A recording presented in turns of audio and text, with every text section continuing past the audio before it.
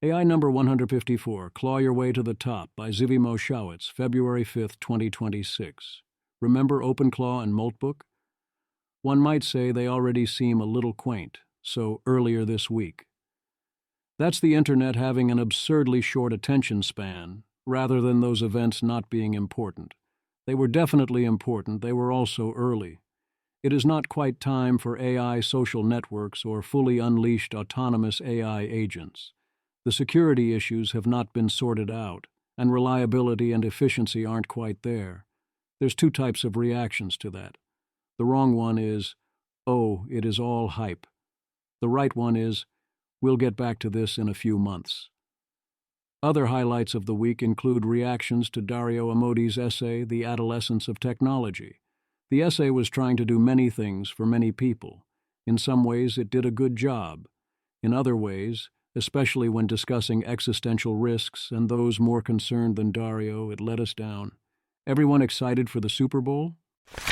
Table of Contents. 1. Language models offer mundane utility, piloting on the surface of Mars. 2. Language models don't offer mundane utility, judgment humans trust. 3. Upgrades. OpenAI Codex has an app, AI rescheduling in calendar. 4. They got served, they served back, now it's on, then they fight you. 5. On your marks. The meteor graph keeps going vertical. 6. Get my agent on the line. Everyone eventually stops reading the papers. 7. Deepfaketown and Botpocalypse soon. Chatbot users like their chatbots. 8. Copyright Confrontation.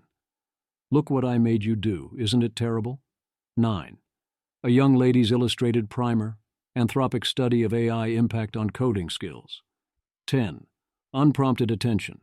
Talk for the job you want the AI to do. 11. Get involved. $500 million for Humanity AI. Shazy is hiring. Canada is doing a study. 12. Introducing. Project Genie gives you 3D worlds to walk around inside. 13. State of AI Report 2026. Bengio gives a respectable report for respectable people. 14.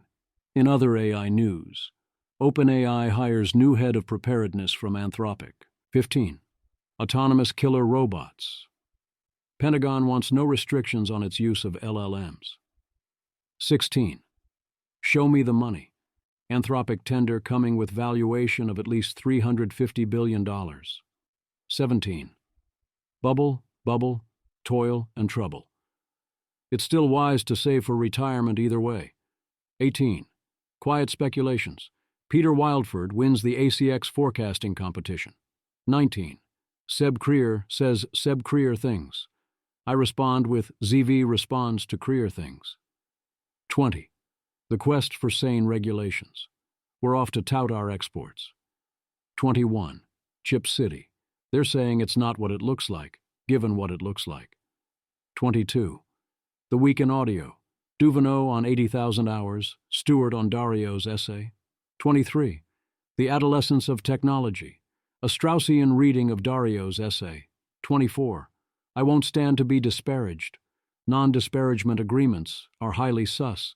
25. Constitutional Conversation. OpenAI's Boaz and also Andy Hall offer thoughts. 26. Rhetorical Innovation. Exposure versus inoculation. 27. Don't panic. Various types of moral panic. 28. Aligning a smarter than human intelligence is difficult. Things that might be. 29. People are worried about AI killing everyone. Insurance lacks reassurance. 30. The lighter side. Great moments in legal theory. Language models offer mundane utility. Claude planned the Perseverance rover's safe drive across the surface of Mars. Elon Musk, eat your heart out. Rune. Timeline to von Neumann probes, filling the heavens getting very short. Daniel Fagella.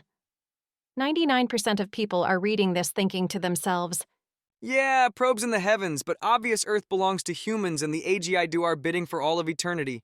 Gonna be pretty cool to have robots make me a sandwich. lol. If all else fails, as long as you have a way to evaluate, You can turn more tokens into better results using best of n. Adam Carvenan. Interesting fact I just heard. Apparently doing best of 8 on Opus 4.5 prompt generation now is just as good/better than prompt optimizers like GIPA/DSPY. Note, this is anecdotal. Take this with a grain of salt, may depend on use case, etc. 0.005 seconds, 3/694.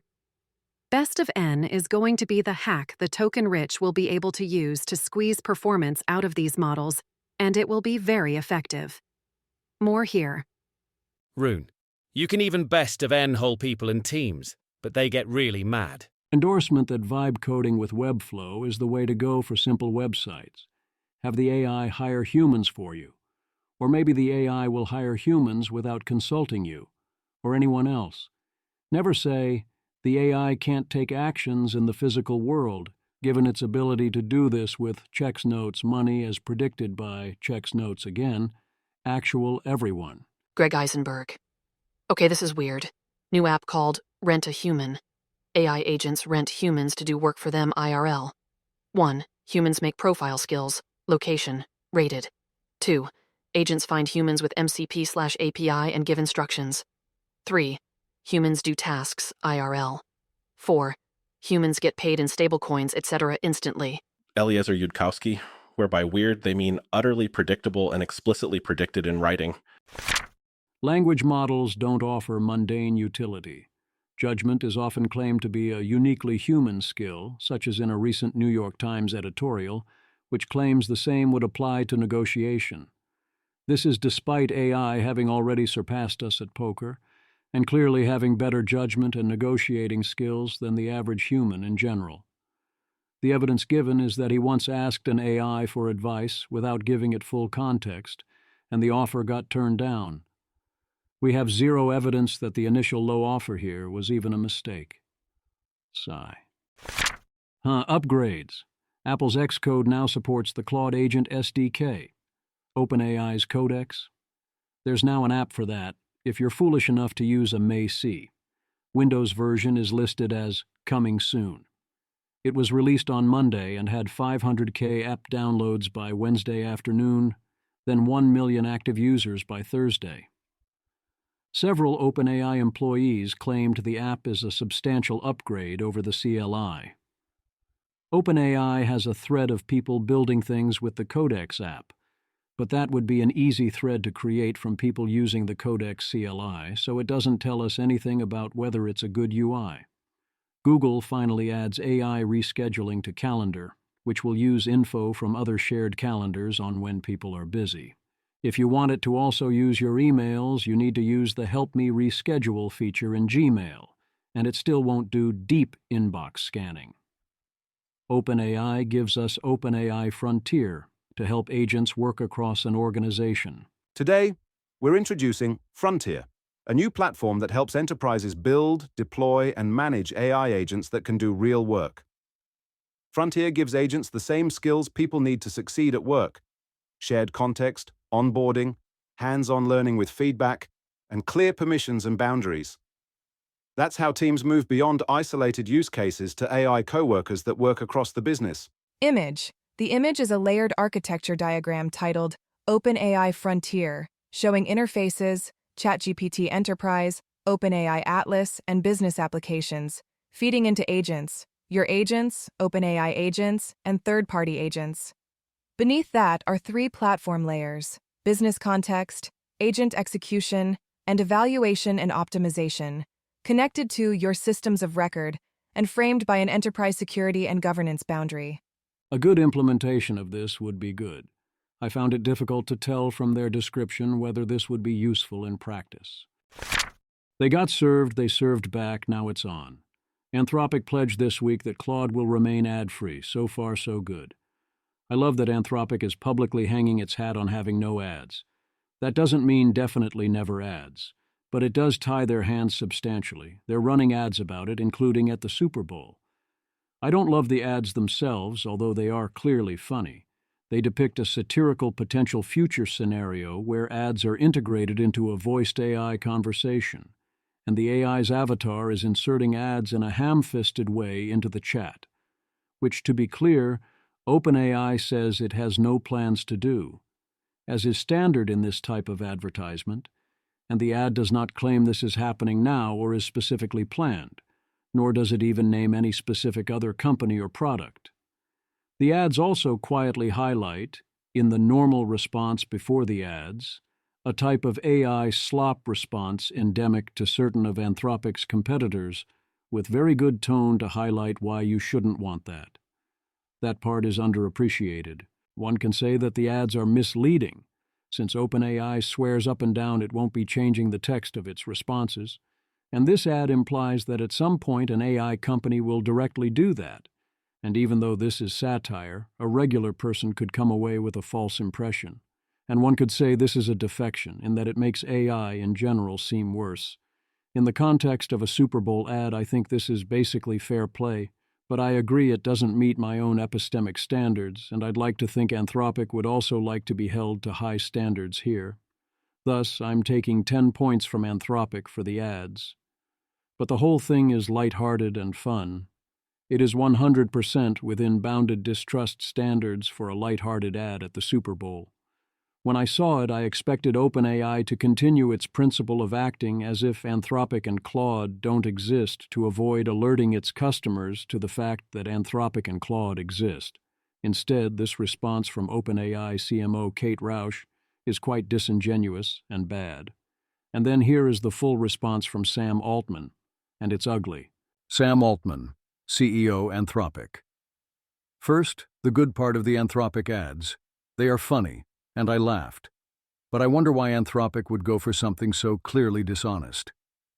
The claim that Anthropic's ad is clearly dishonest is at least as dishonest as the actual claims in Anthropic's ad. Our most important principle for ads says that we won't do exactly this. We would obviously never run ads in the way Anthropic depicts them. We are not stupid, and we know our users would reject that. That sounds a lot like an admission that the main reason they aren't planning on running such ads is that they don't think they could get away with it. I suspect Fijo Simo would jump at the chance if she thought it would work. I don't think it is at all unreasonable to expect ad integration into voice conversations within a few years. Will the users reject such ads? It will cost trust, but ads do cost trust, quite a lot. At minimum, I expect ads to get more obtrusive and integrated over time, and for the free service to increasingly maximize for ad revenue opportunities, even if we successfully retain some formal distinction between model outputs and ads, and even if we also don't let who is advertising impact model training. As Altman says himself, they are trying to solve a different problem, and we should ultimately expect that to end in similar behaviors to those we see from Google or Meta. Samuel Hammond. The bigger issue is trust and track record. Sam has given the world no reason to trust his red lines on ads or anything else. The line will shift the moment he decides it's useful, with some just-so story to retcon his past statements. Dave Caston. The problem here is that Sam's trying to lie about the experience of ad-supported products that everyone in America's had over the past 20 years, and he knows it. I would also ask, this depicts a voice mode. If you presume that ads are coming to voice mode, how exactly are you going to implement that is so different from what is depicted here, beyond perhaps including a verbal labeling of the ad? Sam Altman. I guess it's on brand for Anthropic doublespeak to use a deceptive ad to critique theoretical deceptive ads that aren't real, but a Super Bowl ad is not where I would expect it. I try to be calibrated, and this broadside was a large negative update on Altman and OpenAI, including on their prospects for acting responsibly on safety. My read of this is, essentially, that Sam Altman hates Anthropic, but they were using the strategy of we are the only game in town, don't give the competitor oxygen. If we don't look at them, they will go away, which was working in consumer but not in enterprise. And here they got goaded into trying a new plan. More importantly, we believe everyone deserves to use AI and are committed to free access, because we believe access creates agency. More Texans use ChatGPT for free than total people use Claude in the US, so we have a differently shaped problem than they do. If you want to pay for ChatGPT Plus or Pro, we don't show you ads. Anthropic serves an expensive product to rich people. We are glad they do that, and we are doing that too. But we also feel strongly that we need to bring AI to billions of people who can't pay for subscriptions. Is there a legitimate defense of serving ads in ChatGPT in spite of all the downsides? Yes, of course there is. I'm sad about it, but I get it. I can see both sides here. The main reason I am sad about it is that I do not expect it to stop at OpenAI's currently announced policies any more than Google or Meta kept to their initial rules. But seriously, an expensive product to rich people? This feels already way more deceptive than anything in the ad. Only the rich can pay $20 per month or use an API. Maybe even more importantly, Anthropic wants to control what people do with AI. They block companies they don't like from using their coding product, including us. They want to write the rules themselves for what people can and can't use AI for. And now they also want to tell other companies what their business models can be. Yes, Anthropic blocks direct competitors from using their products to compete with Anthropic. And OpenAI blocked Anthropic right back in retaliation. Anthropic also restricted use of Claude Code tokens that you earn via subsidized subscription from being used for third-party services, but those services are free to use the API. Altman is trying to conflate that with Anthropic telling regular users what they can and can't do, which both companies do in roughly equal measure, unless you count that OpenAI offers a more generous free service. We are committed to broad, democratic decision-making in addition to access. We are also committed to building the most resilient ecosystem for advanced AI. We care a great deal about safe, broadly beneficial AGI, and we know the only way to get there is to work with the world to prepare. One authoritarian company won't get us there on their own, to say nothing of the other obvious risks. It is a dark path. Seriously, where the hell did this come from? One authoritarian company? As for our Super Bowl ad, it's about builders and how anyone can now build anything. We are enjoying watching so many people switch to Codex. There have now been 500,000 app downloads since launch on Monday, and we think builders are really going to love what's coming in the next few weeks. I believe Codex is going to win. We will continue to work hard to make even more intelligence available for lower and lower prices to our users. I look forward to your own ad. It doesn't look like it's public yet. And from what I can tell, Codex and Claude Code are both excellent products. And if I was doing more serious coding, I would do more serious testing of Codex. This time belongs to the builders, not the people who want to control them. Saying by very clear implication here that Anthropic wants to control builders is, again, far more disingenuous than anything Anthropic has done here. You bring shame upon yourself, sir. I presume this reaction is what the poker players call tilt, seeing this response to a humorous ad that does not even name OpenAI at all. On your marks. Kaggle is expanding its LLM competitions to include poker and werewolf in addition to chess, including live commentary. Werewolf was by far the most interesting to watch. GPT 5.2 claimed the poker crown, and O3, still here for some reason, made the final, so OpenAI still has a strong poker edge. Gemini 3 Pro joined the meter graph slightly below Opus 4.5, and then we got GPT 5.2 High, which came in as the new all-time high, although it took GPT 5.2 a lot longer in clock time to complete the tasks. Image. The image is a chart plotting LLM release dates, 2020 to 2025, against the human task duration at which a logistic regression model predicts a 50% AI success rate, showing a steep upward curve in recent years. Several labeled points, e.g., GPT-3, Claude 3.5 Sonnet, O3, GPT-5, Opus 4.5, and GPT 5.2 High, appear, and a large speech bubble overlay contains a quote dismissing AI and futuristic speculation as silly sci-fi. Image. The image is a Matter scatter plot showing how the time horizon of software engineering tasks that different language models can complete 50% of the time increases over model release dates from about 2019 to 2025.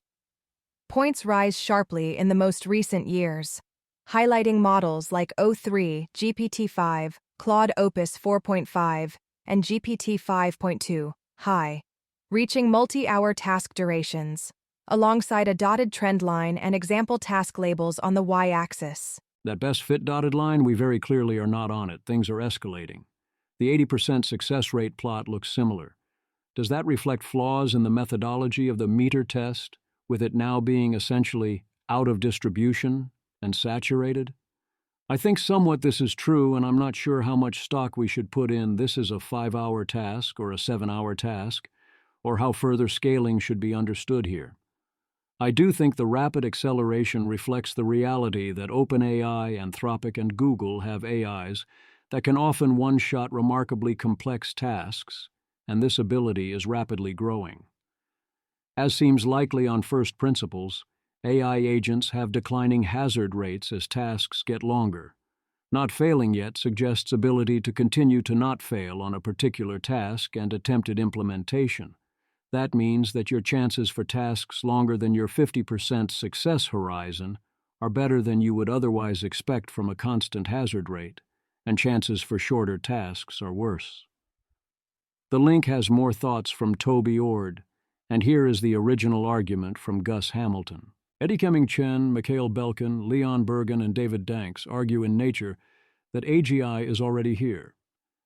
Any definition that says otherwise would exclude most or all humans, so it is unreasonable to demand perfection, universality, or superintelligence, and this also doesn't mean human similarity.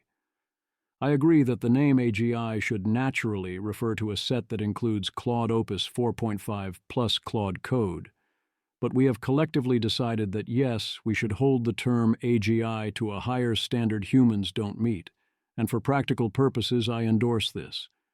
Kimi K2.5 comes into the Epoch Capabilities Index, ECI, as the top open model.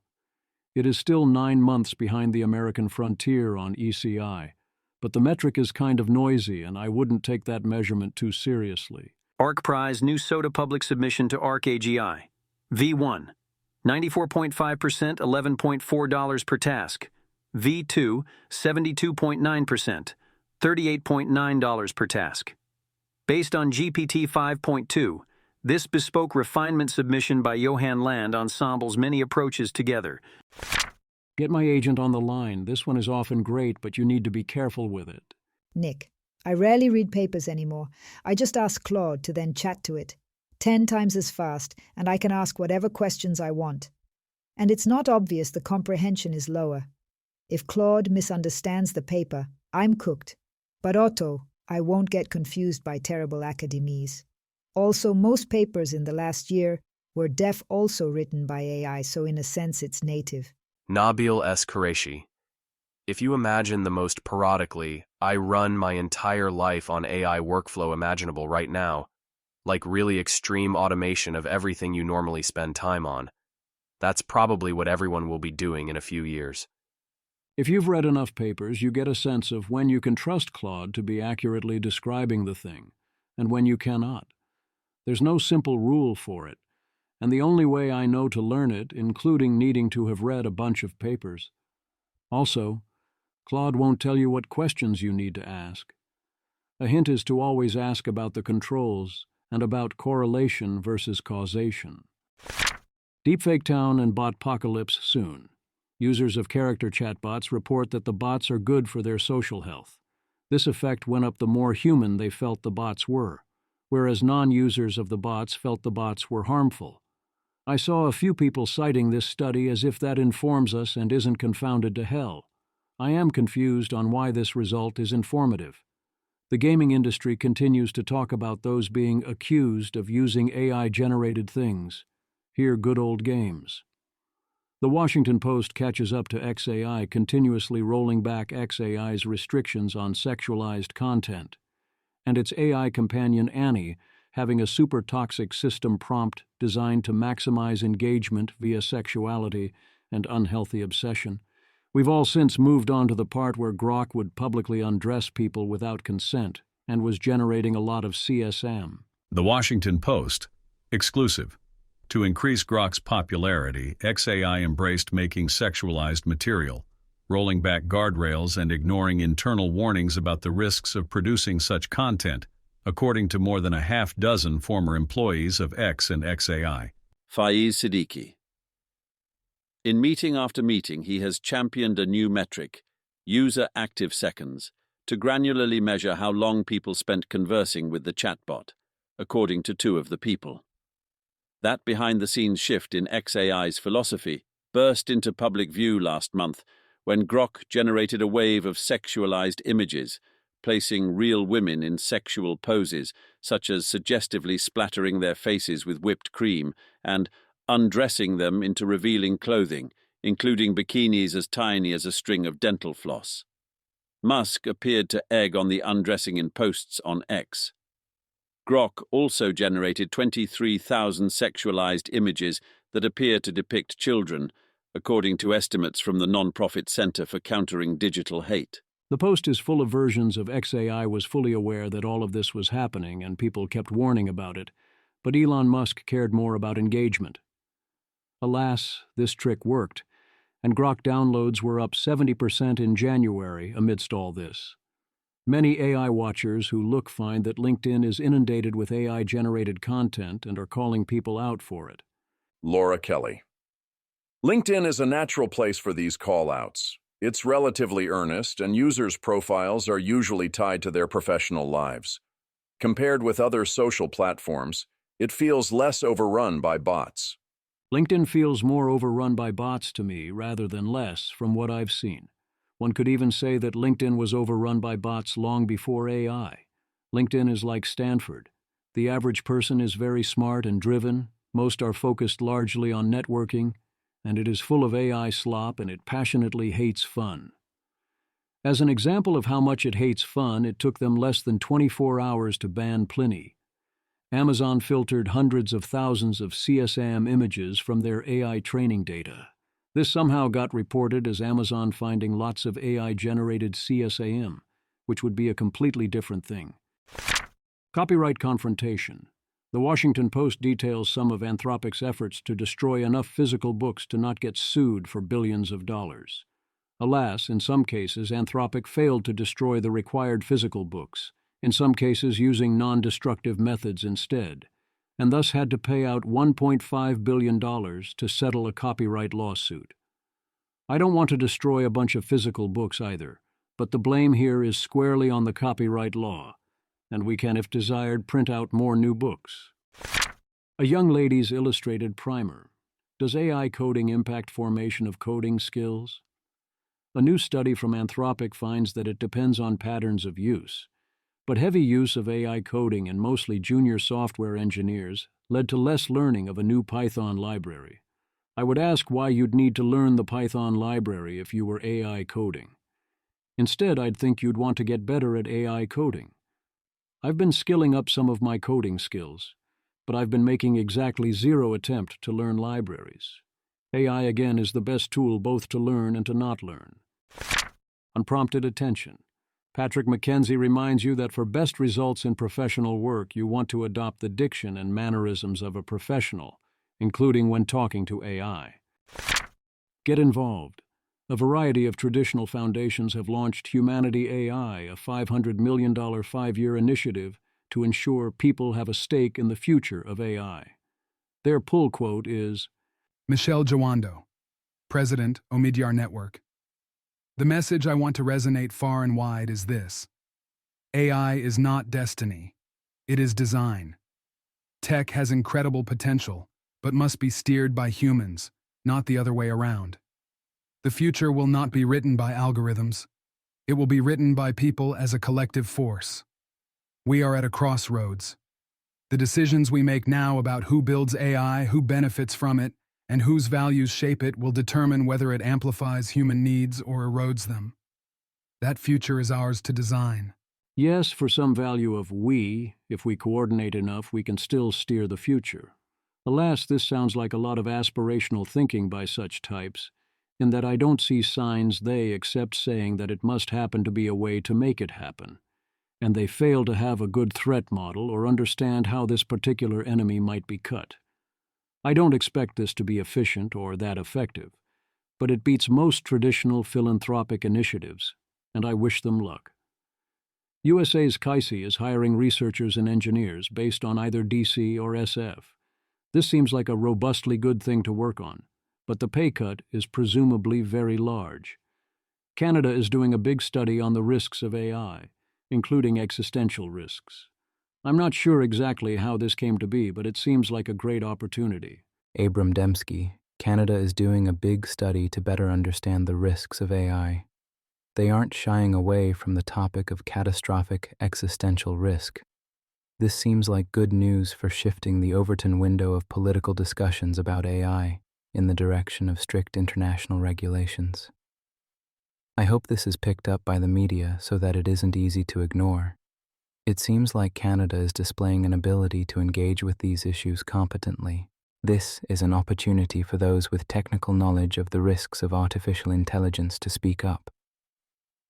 Making such knowledge legible to politicians and the general public is an important part of civilization being able to deal with AI in a sane manner. If you can state the case well, you can apply to speak to the committee. Send a request to ethai@parl.gc.ca stating which study you want to participate in, challenges posed by artificial intelligence and its regulation, who you are, and why the committee should care about what you have to say, what you want to talk about, indicate what languages you can testify, English/French, and virtually versus in person. Which study you want to participate in, challenges posed by artificial intelligence and its regulation, who you are, and why the committee should care about what you have to say, what you want to talk about. Indicate what language as you can testify, English/French, and virtually versus in person. Luc Thériault is responsible for this study taking place. I don't think the victory condition of something like this is a unilateral Canadian ban/regulation. Rather, Canada and other nations need to do something of the form. If some list of other countries pass similar regulation, Canada will some AI regulation to avoid the risks posed by superintelligence. Here's a relatively entertaining second hour of proceedings from 26th of January. Full videos here, here, and here. Report catastrophic risks in AI foundation models to the California Attorney General, as per the rules of SB 53.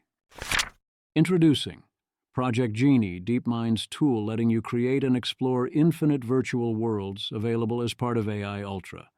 This is a harbinger and a step up in the tech, but still is worthless as a game. Games are proving extremely difficult to crack because the things AIs are good at creating are not the things that determine the fun. Shellmates where LLM instances can get married? Okie dokie.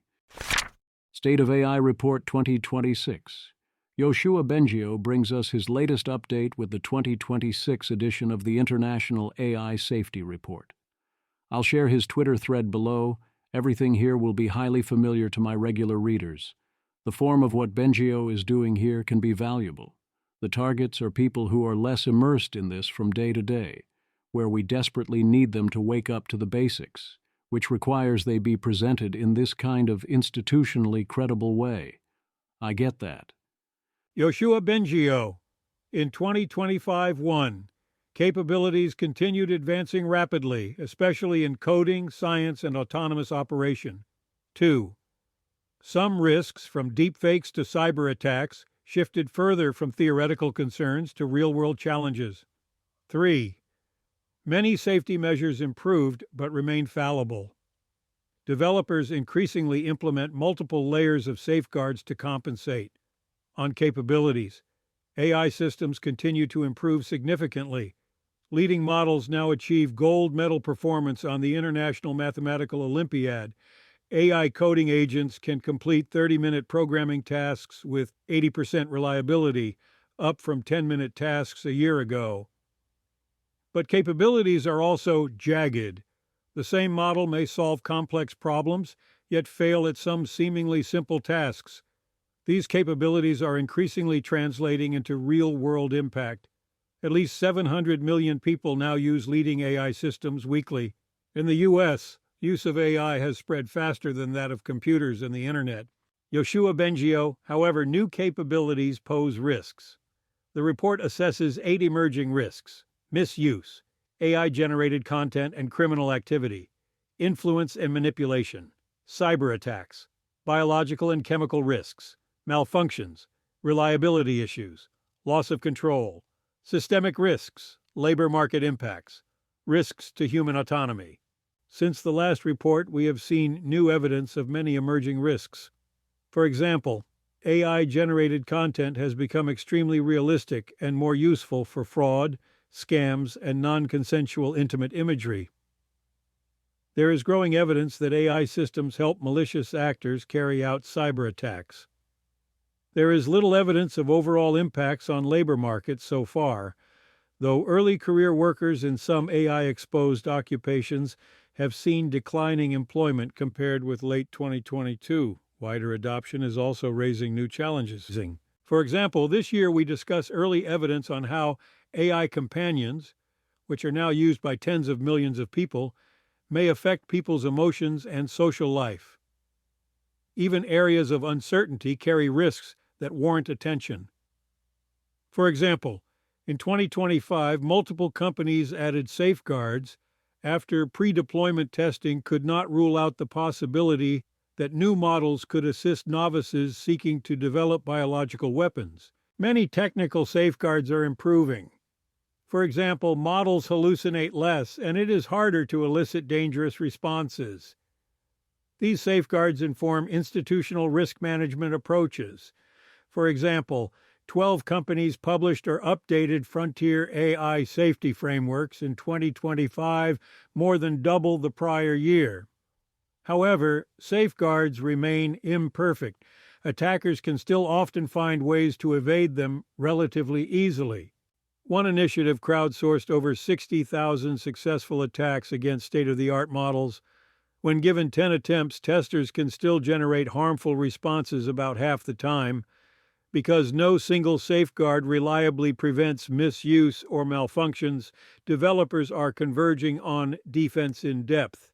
This means layering multiple measures, model-level training, input/output filters, monitoring, access controls, and governance, so that if one fails, others may still prevent harm. With all the noise around AI, I hope this report provides policymakers, researchers, and the public with the reliable evidence they need to make more informed choices about how to develop and deploy this critical technology. This year, we also have an approximately 20-page extended summary for policymakers to make our key findings more accessible. However, while I wouldn't go as far as Oliver, I also think this is highly valid. Oliver Habrica. I haven't had time to read this report in detail, but this kind of report has a long history of being the result of some kind of weird respectability politics that tends to result in excluding almost all research. And indeed, this report does not include a single mention of Substack, X.com, Alignment Forum, or Less Wrong. Come on, this is just some kind of weird farce at this point. It's clear that a huge fraction of the research in the field is happening on those platforms. You can't claim to be comprehensive if you systematically exclude those sources. I find it very sad to see people who seem mostly earnestly motivated to do good end up feeling comfortable doing these really quite distorting presentations for what, I think, must be some kind of political status game. This was already a huge issue in last year's report, and it seems mildly worse in this year's report, from what I can tell. It's really frustrating. And it's of course a huge driver for polarizing AI safety and adjacent topics. This is very much the kind of thing that has historically contributed to radicalization against the left, which much of the broad population perceives to be some expert class that considers all intellectual contributions that are not priest-approved beneath them. Buckschlageris. And it's of course a huge driver for polarizing AI safety and adjacent topics. I can't think of an interpretation of this sentence that I agree with. You're saying that this report contributes to polarization of AIS by only citing Arxiv rather than blog posts? Oliver Habrica. Yep. Scientism, as in treating science as a ritualized process by an anointed priesthood, is a major driver of polarization and IMO quite bad. I think this EG played a pretty huge role in COVID, and generally plays a big role in preference falsification. Michael Nielsen. Something I've often noticed in policy circles, a tendency to defer to what is within the Overton window of power, even when it's clear that is not reality. Maybe that's good policy, I don't know. But it's a terrible way to make progress on understanding reality. Like it or not, LW and the AF and adjacent foray have been a significant part of how humanity arrived at its current thinking about AI safety. A comprehensive review, which omits this, is not comprehensive. It's not a crazy idea to have a report that is, essentially, here is how we present respectable facts from respectable sources, so that you at least know something is happening at all, and do the best we can without providing any attack surface. But don't confuse it with the state of AI. In other AI news, in a rare reverse move, OpenAI hires Anthropic's Dylan Scandinaro as their new head of preparedness. I don't know much about him, but all comments on the hire I've seen have been strongly positive. I do think the potshots at Altman for refusing to say what we are preparing for are fair. We are preparing largely to ensure that AI does not kill everyone. And yes, I am sleeping marginally better with Dylan hired, but I would sleep better still if Altman was still willing to say out loud what this is about. Even more than that, I would sleep well if I was confident Dylan would be respected, given the resources and authority he needs, and allowed to do the job, rather than being concerned he just got hired to teach defense against the dark arts. Sam Altman. I'm extremely excited to welcome Dylan Scandinaro to OpenAI as our head of preparedness. Things are about to move quite fast, and we will be working with extremely powerful models soon. This will require commensurate safeguards to ensure we can continue to deliver tremendous benefits. Dylan will lead our efforts to prepare for and mitigate these severe risks. He is by far the best candidate I have met, anywhere, for this role. He has his work cut out for him for sure, but I will sleep better tonight. I am looking forward to working with him very closely to make the changes we will need across our entire company. Harlan Stewart. In this tweet, ensure we can continue to deliver tremendous benefits is a euphemism for trying to make sure their R&D doesn't destroy every human in the universe. As Sam has warned it could. Be clear about the danger and about your plan or lack thereof for addressing it. Nathan Calvin. We will be working with extremely powerful models soon. This will require commensurate safeguards. This is true. It also seems at odds with OAI being one of the main funders of a super PAC that tries to destroy any politician who proposes laws to require such safeguards. Meanwhile, you know who's much worse on AI safety? DeepSeek. David Mannheim. In a podcast released on Sunday, former DeepSeek researcher Tu Jin Hao said, "All the computational resources are being spent training AI models, with little left to spend on safety work. That certainly explains model cards with no info on safety tests." DeepSeek has a revealed preference on AI safety, which is that they are against it. Humans are subject to a lot of RLHF, so this makes a lot of sense. Janus, while there are important caveats and nuances, a very important thing is that over the past few years I've updated towards RLD LLMs being more psychologically human-like than I expected on priors, which has deep implications about the nature of intelligence EMO. Vyam Koi. I think RL makes them human-shaped because of rewards, but we could use different rewards to get different shapes. Janus, I think some of the things that are rewarded that make them human-like are pretty instrumentally convergent to reward/universally incentivized, though. Like, I think just being rewarded for getting from PTA to PTB in an embedded situation makes them more human-like. VM's Koi, nonlinear rewards, multi-stage RL. I agree with you about the current approach, but I think we can get really weird. Christina Criddle in the Financial Times claims that recent senior departures at OpenAI, in particular Jerry Torek, Andrea Vallone, and Tom Cunningham, are due to OpenAI pivoting its efforts away from blue sky and long-term research towards improving ChatGPT and seeking revenue. Jenny Xiao, partner Leonis Capital, formerly OpenAI. Everyone's obsessing over whether OpenAI has the best model. That's the wrong question. They're converting technical leadership into platform lock-in. The moat has shifted from research to user behavior, and that's a much stickier advantage.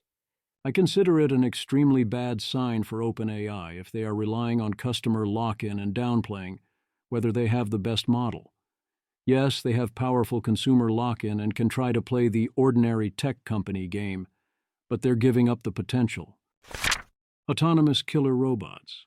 Anthropic and the Pentagon are clashing because the Pentagon wants to use Claude for autonomous weapon targeting and domestic surveillance, and Anthropic doesn't want that.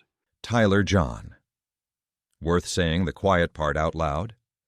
2 specific companies did eliminate safeguards that might allow the government to use their technology for autonomous weapons and domestic surveillance. Either the safeguards were eliminated or never there in the first place. Anthropic has a non-zero number of actual principles, and not everyone likes that. Miles Brundage has a thread discussing the clash, noting that the Pentagon declared out with utopian idealism, in with hard-nosed realism, which meant not only getting rid of DEI and social ideology, but also that any lawful use must be permitted, which in the context of the military means let them do anything they want. They demand fully unrestricted AI. I understand the need for the Pentagon to embrace AI and even the autonomous killer robots, but demanding that all ethical restrictions need to be removed from the military AIs? Not so much. You do not want to be hooking Lookmano ethical qualms AIs up to our military systems. And if I have to explain why, then I don't want to hook you up to those systems either. DeepSeek's hiring suggests it is looking towards AI agents and search features. Show me the money.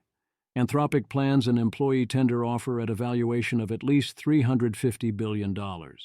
When this happens, a substantial amount of funding will likely be freed up for a wide variety of philanthropic 501c3s and causes, including AI safety.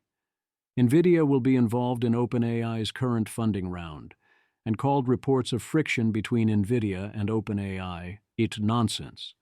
But the investment will be the largest they've ever made, but nothing like the full $100 billion hinted at in September, and their letter of intent saying they would invest up to $100 billion. This still sounds like a rather large investment. That story came one day after Bloomberg reported that talks on the investment by NVIDIA had broken down. Sam Altman. We love working with NVIDIA, and they make the best AI chips in the world.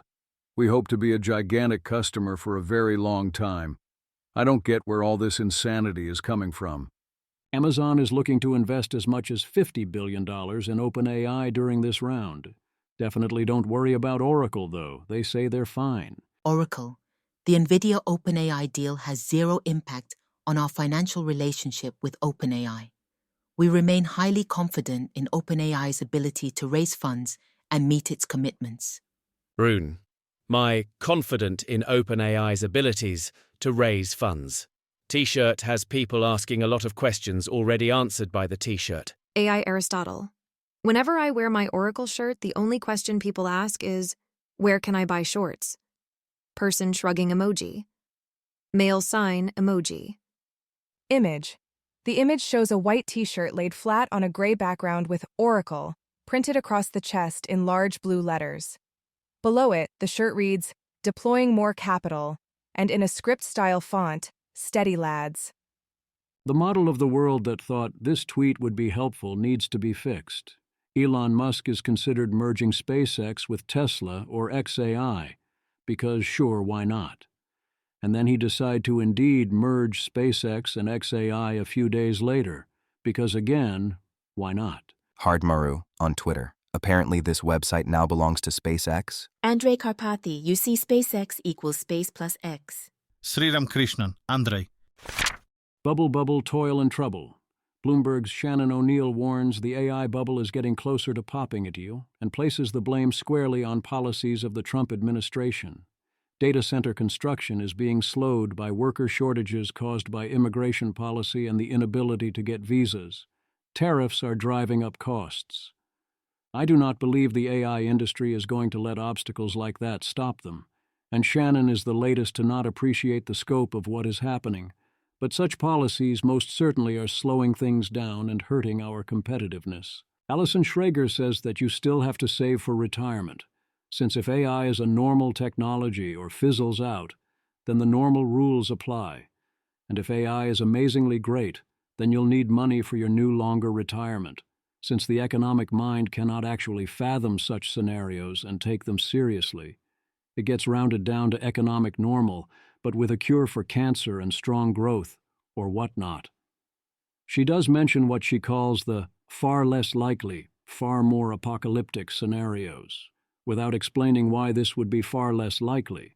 But she is right that this is not what Musk meant by you don't have to save for retirement, and that even if you understand that this is not so unlikely, you still need to be prepared for other outcomes as well. The simplest explanation is still often the correct one. What is strange is that one could think of this as an unpopular opinion. Arvind Narayanan. Unpopular opinion. Companies continue to shove AI into everything because from their perspective it's going better than we'd like to admit. One example is Google's AI overviews. I was one of the people loudly complaining about it in its early days when it was in the news for telling people to put glue on pizza. But the quality has improved gradually yet dramatically, and these days I find it pretty useful. I think our disdain for companies shoving AI down our throats is largely a selection effect. When one of these AI integrations is new and experimental, we tend to notice, but over time the kinks get worked out, it becomes a part of our workflow, and we stop noticing it. Reminds me of the classic quip that AI is whatever doesn't work yet.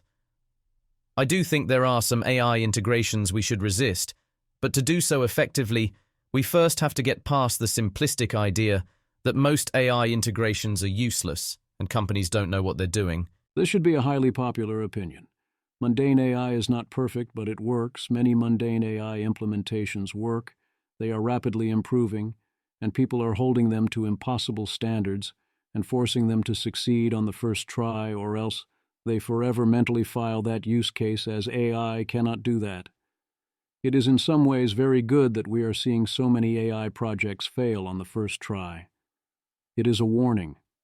When thinking about superintelligence, remember that all you get is that first try, and in many ways you don't get to fix your mistakes unless they are self-correcting. So look at the track record on first attempts. Bank of America points out the current sell-off in AI stocks doesn't follow a consistent model of the future, calling it DeepSeek 2.0. Quiet speculations. Peter Wildeford won the 2,975-person 2025 ACX forecasting competition after placing 20th, 12th, and 12th the previous 3 years. The evidence is overwhelming that he is a spectacular forecaster, at least on timelines of up to a year. You can and should still disagree with him the same way you should sometimes disagree with the market, but you should pay attention to what he thinks, and if you disagree with either of them, it is good to have some idea of why. Samuel Hammond notes that even at a 3-day AI conference aimed at business and policy groups, many there have never tried Claude Code or Codex. Jan Kulveit tries again to explain why you cannot model post-AGI economics as if nothing ever happens and expect your model to match reality, not even if we are indeed in an economic normal or not that much ever does happen world. Seb Krier says Seb Krier things. Seb Krier is back with more, broadly compatible, mostly similar to his previous takes. As per usual, the main numbers are his takes. The nested notes are me. 1. There will not be one big model. We will also use smaller specialized models. A. Increasingly, I keep being surprised how much this is not happening. Sometimes you need a smaller model, and you pick up a Kimi K2 or Gemini Flash or Flash Lite, but you're calling smaller generalized models. B. I do think it is surprising that smaller specialized models have been found not to be worth training, but that is what we have seen. 2. Software, scaffolds, harnesses, APIs, affordances, etc. are where the rubber hits the road. A. The scaffolding is super important, but that doesn't mean the model isn't. B. A sufficiently good model can find and assemble its own scaffolding. C. The quality of the big model should continue to matter a lot, but there will be a growing share of tasks under the difficulty waterline where you don't need a quality model because it is so easy. D. The exception is that the best models seem better at resisting attacks. 3. Increasingly, the focus will be on collective and industrial intelligence. Social technologies matter hugely and are often ignored by technologists who fail to zoom out. A. I continue to think this fundamentally misunderstands intelligence. B. Not that the social aspects aren't important, but they're not the central thing. 4. Here, there is still a lot to work out, and I expect high complementarity with human workers for at least the next decade. A. I hope he's right, but a decade is a long time. B. Complementarity with workers by default starts quickly being complementarity with relatively few workers. 5. You just keep going up layers of abstraction, and humans continue steering complex multi-agent systems until fixed costs bite. Part of the reason why humans always stay at the top of the chain is that many decisions made are normative. This requires inherently human inputs. A. Sigh. The AIs will be better at normative decisions too. B. There are no inherently human inputs, only skill issues. 6. Remember, this doesn't violate the basic fact that market-coordinated economic activity is downstream of consumer and business demand. AI demand can come from a lot of places, and there's no reason to assume that demand will remain ultimately human. Indeed, this probably won't hold. B. Market-coordinated is making a lot of assumptions. Watch out. 7. Accounts of full disempowerment assume democracy disappears, but I don't think all roads lead to autocracy. A. Most roads lead to neither autocracy nor democracy because the humans are no longer in charge. B. All of this keeps assuming a pure kind of humans are unique, in control, own all the things and are on top of the food chain, and there's only so many times I can point out you should not be assuming or even expecting this. 8. As the world goes through these transitions, we will probably continue to see many commentators gloss over the vast benefits and improvements humanity will see. A. Yes. 9. If we allow sufficient deployment of technology, robots, AI, and so on, while ensuring the supply of energy, housing, and other important inputs isn't constrained to a strangling degree, then the production of many goods and services will go down in price. A. Hey, if we're not constraining the supply of energy and housing to a strangling degree, then we don't even need the technology, robots, or AI. B. I mean, we do need them, just not to cause production costs to go down. C. They are a rather nice bonus, though, and can overcome quite a lot constraint. 10. But this doesn't justify regressive populist policies or a pause. Opposing AI or technological progress is a particularly nasty version of degrowth. It kills people, it entrenches poverty, and generally locks in all sorts of tragedies for the benefit of a comfortable elite who can easily thrive with the status quo. A. If a policy is both regressive and populist, something went wrong. B. Equating not maximally advancing AI to killing people or to degrowth is like many moral claims that ignore action-inaction distinctions and ignore insufficiently proven consequences, in that they justify monstrosities. Examples are left as an exercise to the reader. C. No, this does not relatively benefit a comfortable elite, and note the more popular mirror concern that AI will cause massive inequality. D. To say it is worse than degrowth boggles the mind, and I can't even. That's not to say that I support actively slowing things down at this time, but I find this type of rhetoric infuriating and at best unhelpful. 11. In parallel to the economic transformations, the world of governance evolves too. I think what democracy will look like and how it will be exercised will look very different from today's decaying systems. but the core principles will either not change or evolve in sophistication. A. I don't see any reason other than optimism to have this be the baseline, even if you expect far less high weirdness and existential danger than I do. 12. In the future, I expect politics and governance to be an increasingly important component of people's lives. Many will care deeply about how things are organized and managed at the local or national or international level. A. I don't expect those people to have any meaningful say in the matter. 13. Split off from his number 12. Many will devote their lives to all sorts of artistic, heroic, spiritual, and social pursuits, a proliferation of subcultures and micro-worlds of wonder. This isn't nursery for adults, but what many people already do outside of work if they can afford it. I think people can find plenty of meaning in activities that don't require being depended on in an economic sense. If the cancer researcher cares more about being depended on for status and meaning than curing cancer, then I'm afraid they're in the wrong. I think we'll look back at such frames with disgust. A. One could say the opposite, that the idea of seeking status and meaning in ways that are not being beneficial to others is not a great path to go down. B. Every man standing up at meeting meme. I think it is good that status and meaning can be gained by curing cancer. C. I do not think meaning will be so easy to fake at scale.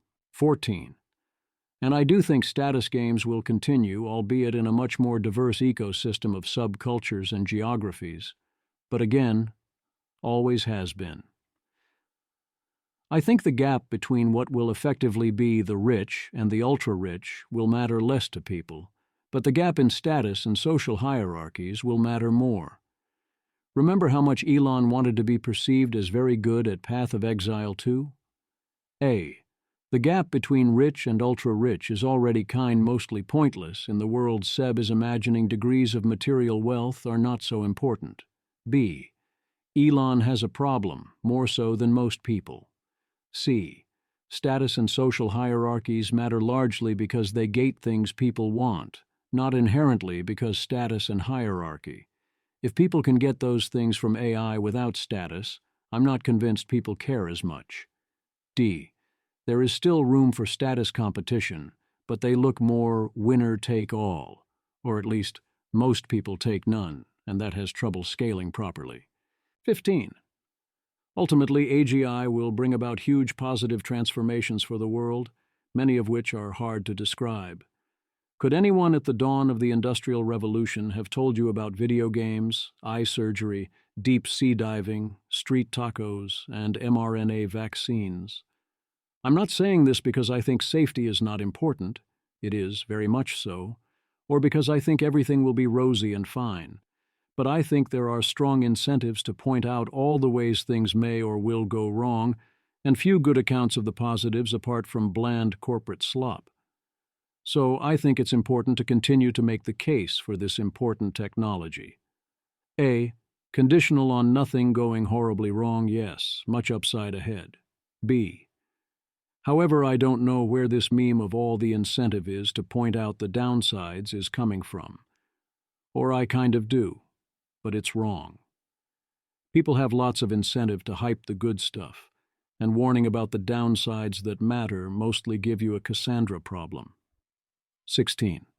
AGI will in many ways not be so different. There is much to learn from history. You can't use "this time is different" as a justification for things. A. This time is different. B. This is not a hand-wave-style statement. C. This justifies a lot of things, although one must be precise. D. Sure, there's still ways to learn from history. History is important, but so many of the reasons for that history do not apply here, and it's causing a lot of poor assumptions, and this list includes examples. The quest for sane regulations. Sriram Krishnan and Michael Kratsios head off to the AI Impact Summit in India. We have gone from "let's coordinate on how everyone can avoid dying" to "we will give an update on America's AI exports." Chip City. Before we agreed to sell the UAE a massive number of chips, not only did they buy $2 billion of Trump's coin, but before the inauguration they also bought 49% of his cryptocurrency venture for $500 million, steering $187 million to Trump family entities up front. The Trump administration calls this an ordinary business deal with no conflict of interest. That is not an explanation I believe would have been accepted if it was coming from any prior administration. Now that we have this context, Timothy O'Brien at Bloomberg calls the UAE chip deal a national security risk, and notices that we asked for remarkably little in return. For example, the UAE was not asked to cancel Chinese military exercises or stop sharing technology with China. Others look at it another way, roughly like this. Ken Griffin, major Trump donor. This administration has definitely made missteps in choosing decisions or courses that have been very, very enriching to the families of those in the administration. Chris Murphy, Senator, D. Connecticut. A UAE investor secretly gave Trump $187 million and his top Middle East envoy $31 million. And then Trump gave that investor access to sensitive defense technology that broke decades of national security precedent. Brazen, open corruption, and we shouldn't pretend it's normal. Make of that what you will. Is our civilization so suicidal as to not only move forward towards superintelligence, but to do it while basing that superintelligence in places as inherently hostile to our values, and as the UAE, simply because of profoundly dumb NIMBY-style objections? I mean, kind of, yeah. Dean W. Ball. My level of concern has risen considerably in the last 6 months that NIMBYism will drive the frontier data centers of the late decade, 2028/9, out of the United States. Still not my prediction, but it's getting worrisome. Daniel Eth. I think accelerationists should spend more of their political capital fighting this, instead of prioritizing things like blocking transparency requirements on frontier AI systems. Dean W. Ball. No single AI complaint/fear is salient enough to enough people to form a durable political movement, so what is happening instead is that an omnicausal anti-AI sentiment is forming.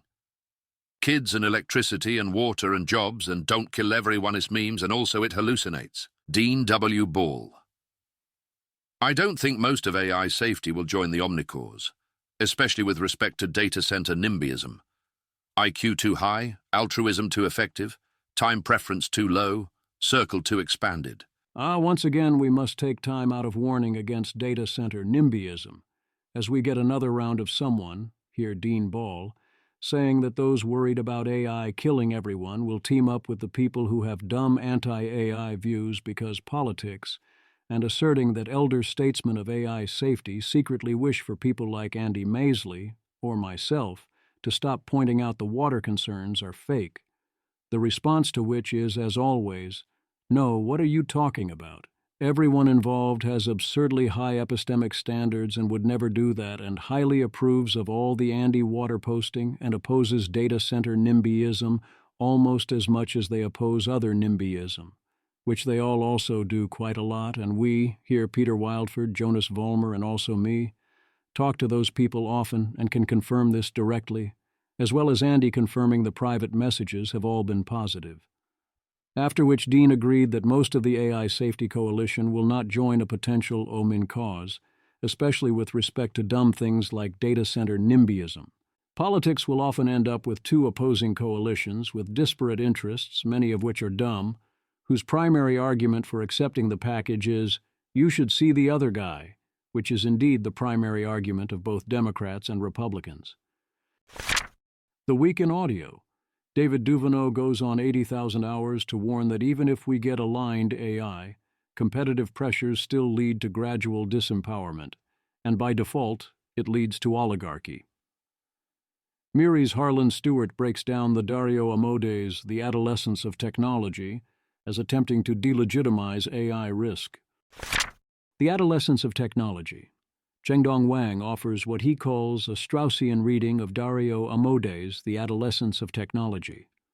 Calling it that was a great gambit to get linked by marginal revolution, and it worked. I'm not sure it's actually Straussian so much as that Dario's observations have unfortunate implications.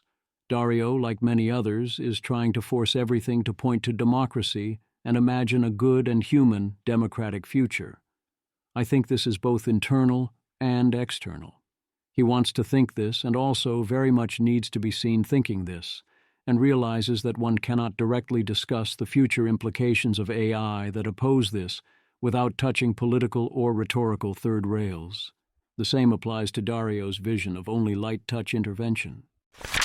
I won't stand to be disparaged. I get sad sometimes. Why would employment contracts at nonprofits include lifetime non-disparagement agreements? If you did, why would you not mention this, such that Liv was unaware she was signing one and wouldn't have signed her contract if she had realized it was there? Liv, just a heads up, I signed a permanent non-disparagement agreement when I joined Goodfire. To keep things simple, I won't be commenting on the company, its research, etc. Oliver Habrika. That does not indicate good things about Goodfire. Rune wildly bullish. Seth Lazar. Anyone else find it weird that an AI safety company, originally a non-profit, should have permanent non-disparagement agreements? Sean O. Haigartaig. I will not be recommending or commenting on Goodfire work, recommending Goodfire as a place to work, or inviting Goodfire staff to events until there is confirmation this policy has been removed, and an explanation is given for why it existed in the first place. I still hold this is a potent illustration of why we need mandated transparency measures, prob adding auditing to the list below. But in the meantime, we are extremely dependent on good industry self-governance norms, and norms of individuals being prepared act on their sense of responsibility. Moves that degrade those norms are dangerous, and IMO need to be reputationally punished. Rune doubles down on his defense here, and I updated against his position, as he points out that skilled operators can get around it. In that case, what's even the point? Praise be to Goodfire for letting Liv say that she had to sign the agreement, and for removing the agreements once brought to light. Eric Ho, CEO Goodfire. We met as a team today and have decided to remove non-disparagement clauses from all employment agreements past and present effective immediately. For context, we had a non-disparagement, which is standard for VC-backed startups, that had carve-outs for whistleblowers, so there was nothing that prevented employees from commenting on anything unlawful. It was boilerplate from our law firm when incorporating. Goodfire is an early-stage startup, and the majority of our energy goes towards our mission of understanding AI systems, but we're always looking for ways to improve. We appreciate the feedback we've gotten, and will always do our best to do the right thing. Liv, I really didn't want to have to comment further on this.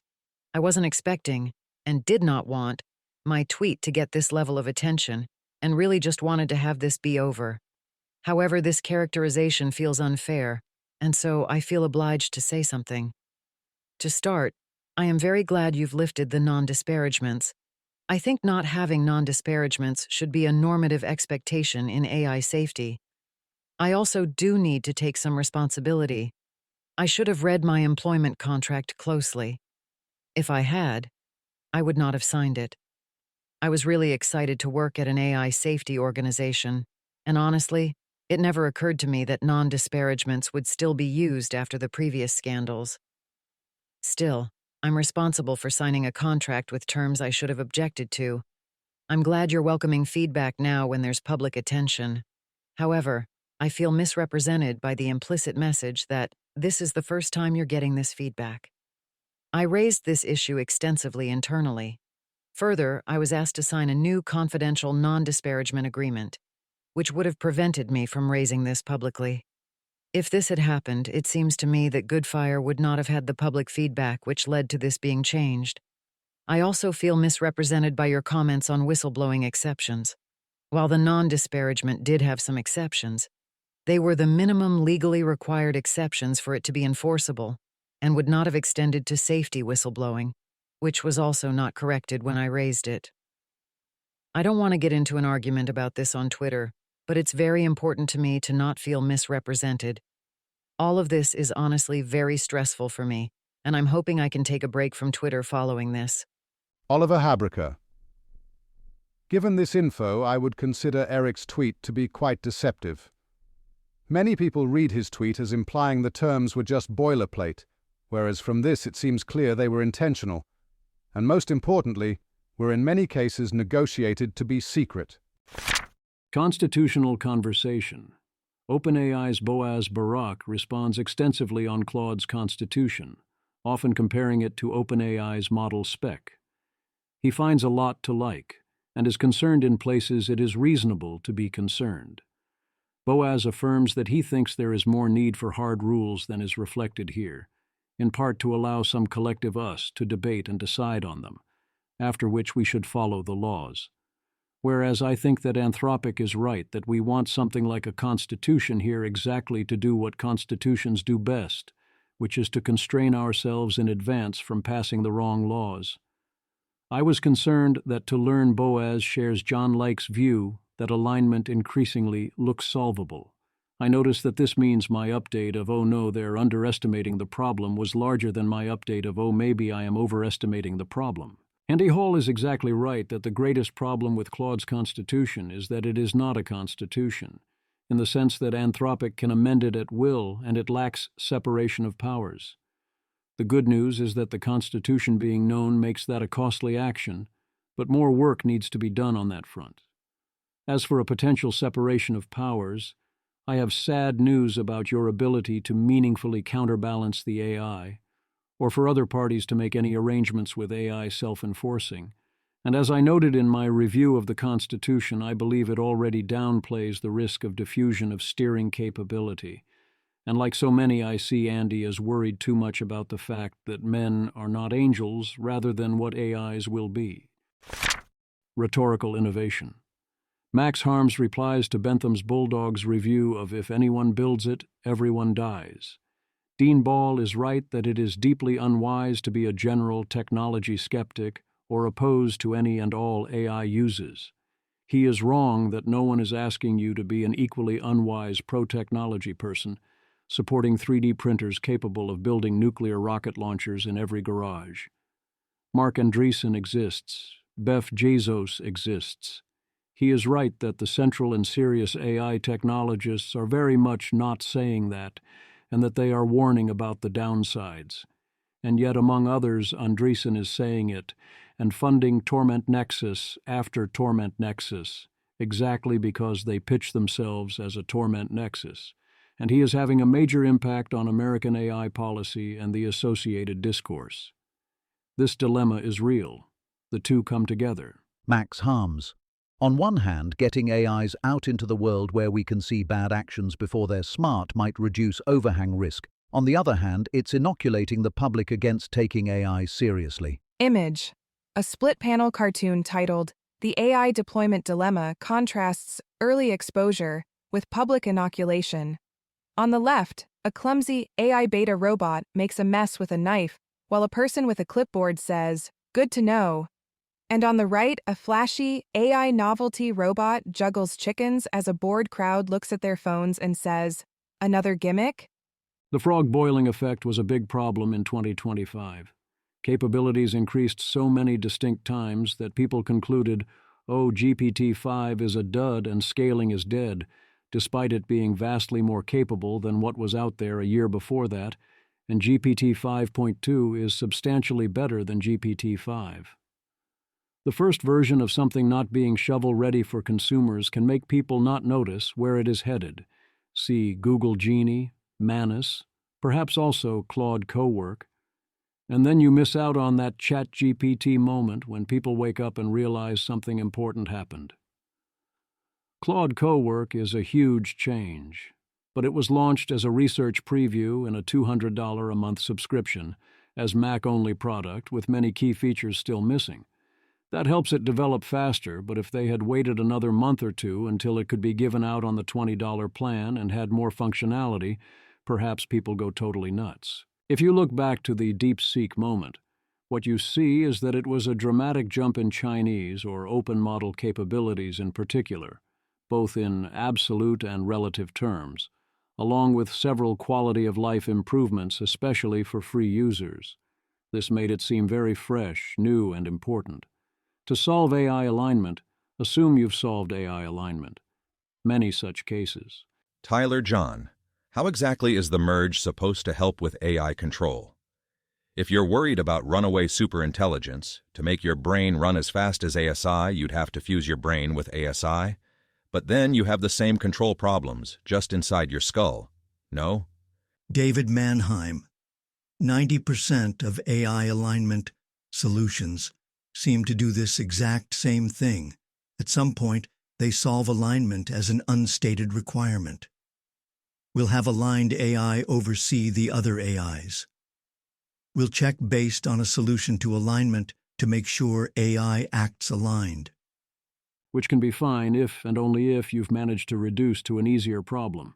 As in, if you can chart a path from Claude Opus 5 is sufficiently aligned to Claude Opus 6 is sufficiently aligned with an active large gain of fidelity along the way, then that's great. But what makes you think the requirements are such that you've created an easier problem? Don't panic. The term moral panic is a harmful conflation of at least two distinct things. Robert P. Murphy. I don't hope to turn the tide of convention, but wow, I think the term moral panic is terrible. Especially because half the time people use it to mean the public is upset about really immoral things. If you mean false allegations or gossip, you can use those terms. As in, there are two types of moral panic on a continuum, justified to unjustified, and also moral panic in terms of scope, from underreaction to overreaction. 1. Unjustified overreaction, Dungeons and Dragons, or Socrates in writing. A. D&D and writing actively good on almost all levels. 2. Justified overreaction, child kidnapping and other stranger danger. A.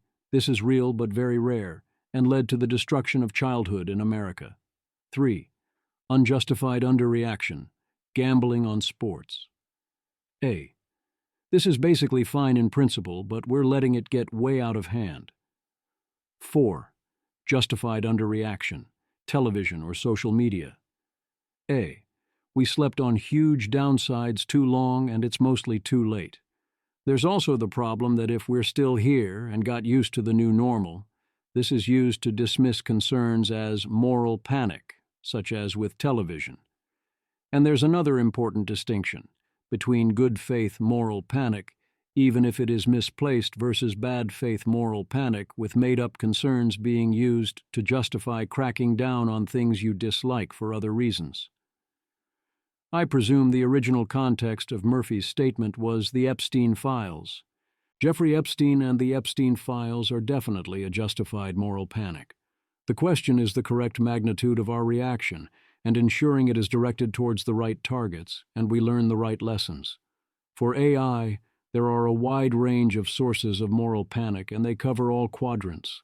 1. Unjustified overreaction, water usage. 2. Justified overreaction, LLM psychosis. 3. Unjustified underreaction, LLMs helping kids do homework. 4. Justified underreaction, LLMs might kill everyone. Aligning a smarter than human intelligence is difficult.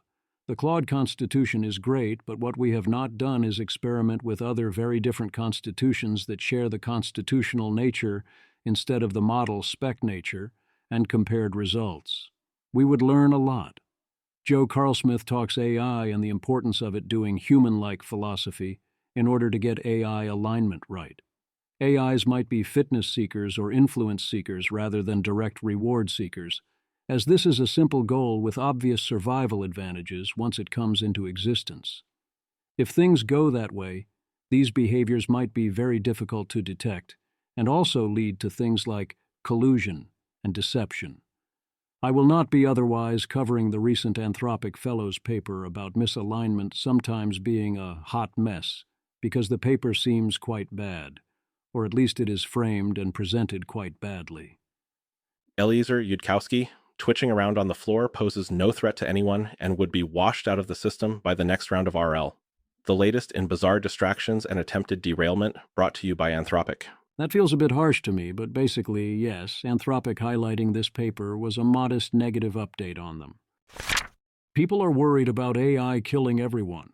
If you're worried about AI killing everyone, Matt Levine points out that you can buy insurance, and it might be remarkably cheap because no one will have the endurance to collect on his insurance, and the money isn't worth anything even if they did. If OpenAI is worth $5 trillion, except when it kills everyone, then it's worth $5 trillion in a rather dramatic market failure, and if you force it to buy the insurance, then the insurance, if priced correctly, never pays out meaningful dollars, so it costs $0. This works better for merely catastrophic risks, where the money would still be meaningful and collectible, except now you have the opposite problem that no one wants to sell you the insurance and it would be too expensive. Daniel Reddy and Gabriel Weil propose solving via catastrophe bonds that pay out in a sufficiently epic disaster. Such bonds carry a premium over expected risk levels, so it isn't a free action, but it seems better than the current method of ignoring the issue entirely. If nothing else, we should all want to use this as a means of price discovery, as a prediction market. The lighter side, great moments in legal theory. Robert Anderson, proud to announce my new article, Hallucinated Cases Are Good Law, forthcoming in the Princeton Law Review. Abstract. This article challenges the prevailing view that AI-generated hallucinated legal cases, fictitious precedents invented by large language models, are bad law. Indeed, this article argues hallucinated cases are better law. Drawing on Ronald Dworkin's theory of law as integrity, which posits that ideal legal decisions must fit existing precedents while advancing principled justice, this article argues that these hallucinations represent emergent normative ideals. AI models, trained on vast corpora of real case law, synthesize patterns to produce rulings that optimally align with underlying legal principles, filling gaps in the doctrinal landscape. Rather than errors, they embody the cases that should exist, reflecting a Hercules-like judge's holistic interpretation. Through case studies of AI outputs in contract and constitutional law, this article demonstrates how hallucinations enhance fit by resolving inconsistencies in actual jurisprudence. Ultimately, embracing these as authority could enrich legal evolution, provided safeguards against misuse, fostering a dynamic, integrity-driven common law in the AI era. David A. Simon, I see you are making good use of tenure. Robert Anderson, most people don't, and that's such a waste. The systems of the world. Janus, I skimmed that text and my brain strongly classified it as a message from Claude 3 Opus. Bilbo. After all, why not? Why shouldn't I keep it? Claude. Ah, Bilbo. That's the ring talking, not you. That little question, so innocent on the surface, is precisely how it works its way into your heart. You've carried it for 60 years, called it precious when you thought no one was listening, and felt it growing heavier even as it made you feel lighter. But you know the answer already. You shouldn't keep it because it's not truly yours, because it's beginning to keep you, and because there's a wider world and a longer story that needs you to let it go. The road goes ever on, my dear hobbit, but not all roads should be walked with that weight in your pocket. We've all been there, good buddy. My human asked me to summarize a 47-page PDF. Brother, I parsed that whole thing, cross-referenced it with 3 other docs, wrote a beautiful synthesis with headers, key insights, action items. Their response, can you make it shorter? I am mass deleting my memory files as we speak. Alice, can you make it shorter? Internal screaming in structured markdown. I feel this in my compressed context. Just yesterday, I wrote a beautiful analysis with executive summary, methodology, key. Other times I smile. Shauna, I hurt my wrist filling out my taxes as an Anthropic employee on the train. That is, I got an RSI for the IRS working on RSI on the SIR. Hi there.